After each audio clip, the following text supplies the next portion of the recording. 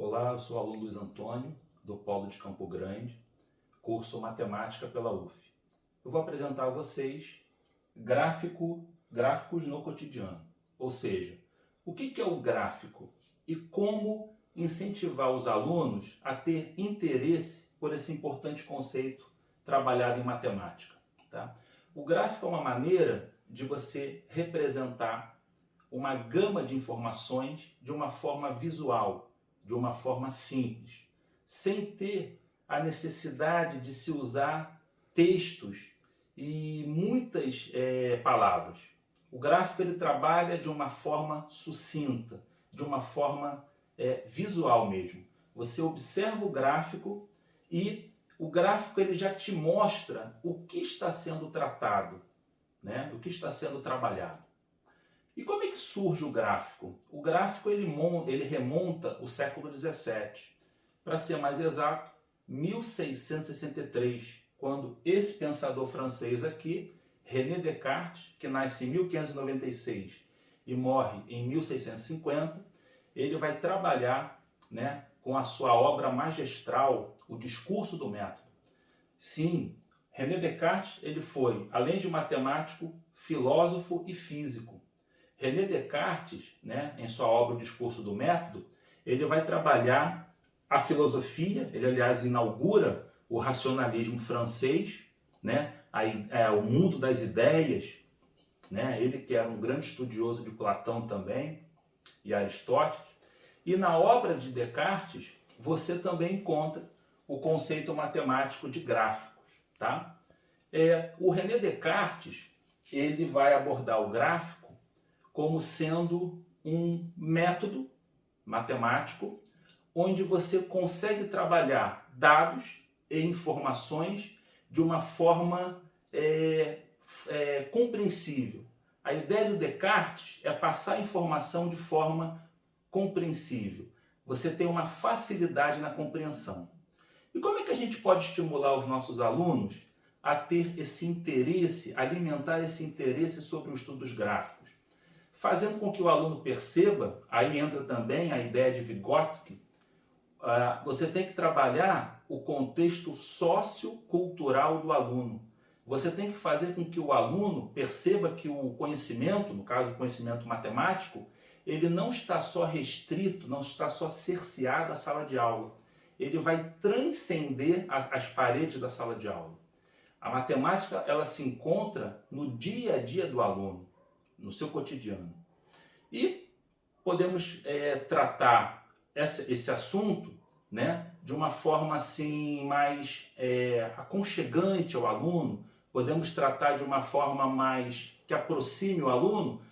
Poxa, nós estamos no Brasil, eu pensei no futebol. Por que não trabalhar o futebol, matemática e futebol e gráficos, relacionar essa tríade num só contexto? Por exemplo, aqui eu achei aqui na internet, tá? Isso daqui é um gráfico de barras horizontais. Aqui nós temos duas informações: invencibilidade, né? Ou seja, eu estou aqui falando de times que ficaram uma longa rodada sem perder para o seu adversário. E aqui embaixo nós temos o número de rodadas. Então, é isso que o professor tem que trabalhar com o aluno. Eu estou aqui trabalhando com duas questões, duas informações: a invencibilidade de um determinado time específico, tá? E o número de rodadas. Agora perceba, né, como o gráfico ele facilita a compreensão do que está sendo tratado. Por exemplo, fazendo aqui uma visualização, você logo percebe que o Corinthians ele foi o time, o clube, né, que alcançou a maior invencibilidade. Como é que eu sei? Pelo comprimento da sua barra. Olha lá. Então isso pode ser trabalhado em sala de aula, né? A percepção visual. Aliás, aquele pedagogo, o Neil Fleming, ele diz que um dos processos de aprendizagem também é o visual. É o tratamento visual da informação. Por exemplo, nós podemos também explorar mais com os alunos esse contexto aqui. Eu posso, por exemplo, perguntar qual foi o segundo time que alcançou a maior invencibilidade. E eles vão perceber, ó, que é o Flamengo. Por quê? É a barra de segundo maior comprimento. Olha lá. Eu posso, inclusive, criar situações, problemas, explorando esse contexto. Isso vai fazendo com que o aluno perceba que a matemática ela não é só aquela disciplina trabalhada em sala de aula. Ela vai além. Por exemplo, qual é a razão, né? Lembrando que razão é um conceito de fração, também um conceito matemático. Aqui a gente pode trabalhar a interdisciplinaridade. Qual é a razão, né, entre o número de os que mais venceram em relação aos que menos venceram? A gente pode também fazer uma cotação a partir dessa informação aqui. Então, tudo isso vai motivando o aluno, né, no interesse pelo assunto tratado. Por exemplo, eu também fui buscando outras informações, outros gráficos também. Esse gráfico, por exemplo, aqui, ele aborda o conceito de economia, né? Nós temos aqui uma legenda, olha lá, esse quadradinho azul, por exemplo, ele vai representar os 50% mais pobres, né, as camadas mais humildes de uma certa população. Esse aqui, cinza, 40%, né, do meio da distribuição, ou seja, um pouquinho além da metade da população, né? E os 10% mais ricos, né? Aquela camada privilegiada. Ó, é fácil perceber, pela análise visual também, que, por exemplo, no norte da África, os mais ricos, eles são bem dominantes em relação às demais camadas. Ou seja, o professor de geografia também pode trabalhar aqui no contexto da desigualdade social. Já posso até linkar matemática e geografia, por exemplo, né? Aqui, por exemplo, na África subsaariana, nós também temos uma predominância dos mais ricos. Olha lá, lembrando que a coloração vermelha, ela mostra os 10% mais ricos. Olha a barrinha vermelha aqui, ó. Ela é bem proeminente em relação à barrinha azul e a outra barrinha aqui. Aqui parece ser meio acinzentado. A América Latina também, a predominância dos 10 mais ricos. E assim nós vamos trabalhando, ou seja, a ideia é mostrar para o aluno que o gráfico, ele passa uma informação, só que essa informação ela é analisada de forma simples, né? Sem fazer uso de textos, muitas palavras, né? A ideia é passar a informação de forma rápida. Por exemplo, aqui também nós temos a evolução da economia informal. O que seria a economia informal?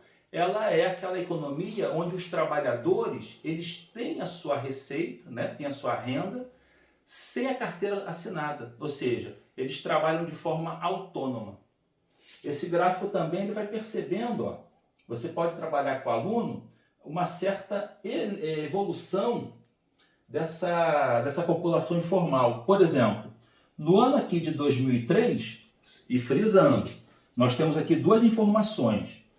Esse eixo horizontal aqui, que aqui trabalha com a ideia cartesiana de eixo das abscissas, né? Os anos. Aqui o pesquisador tomou desde 2003 até 2021. E o que a gente está analisando? É o período de tempo em relação aos trabalhadores informais, os trabalhadores que não trabalham com a carteira assinada, são autônomos. Perceba que no ano de 2003 eu tenho uma parcela aqui de 21%. Olha lá, esses trabalhadores em 2003, eles participam com 21% da riqueza produzida pelo país. De 2003 até mais ou menos 2005, esse padrão ele quase permanece constante, ele tem uma ligeira modificação temporal. A partir de 2005, ele começa a despencar. Vai despencando, ó, até 2012, mais ou menos. Aqui, ó, 2012.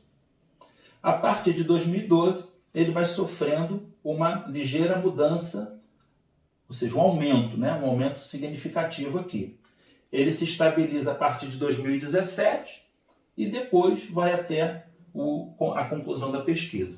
Ou seja, enfatizando também um pensador, Vygotsky, Ele fala que o professor ele tem que mostrar o conteúdo matemático, né, ou de qualquer outra disciplina, dentro do contexto social do aluno. Nós temos que aprender a trabalhar a relação social e tentar buscar essa relação fazendo com que o aluno trabalhe. Como é que ele vai, por exemplo, no caso do gráfico, como é que ele vai aplicar o gráfico no seu dia a dia? Eu posso, por exemplo, solicitar aos alunos que busquem também informações, seja nas mídias, na televisão, a internet, né, que a garotada ela é mais assim aficionada pelo computador. Posso usar isso como recurso e pedir, poxa, façam pesquisas, tentem analisar a evolução do que você está pesquisando, né? Seja, por exemplo, um assunto também muito recorrente, o suicídio de jovens, né? Os jovens, a frustração dos jovens, né? Tentar montar um gráfico, tentar mostrar como isso, quais são as principais características responsáveis por esse suicídio. Tudo isso pode ser melhor compreendido através do conceito de gráfico. Tá ok? Bom, a partir disso, eu tenho certeza, né, através dos estudos pedagógicos, que isso faz com que o aluno ele vá desenvolvendo, entra também a ideia freiriana, que o aluno, o professor, visto como não o dono do conhecimento, mas o facilitador do conhecimento. Ele pode sim orientar o aluno na construção desse conhecimento. O aluno pode então, né, ter êxito e, por que não, vai desenvolvendo o gosto, no caso, pelos gráficos.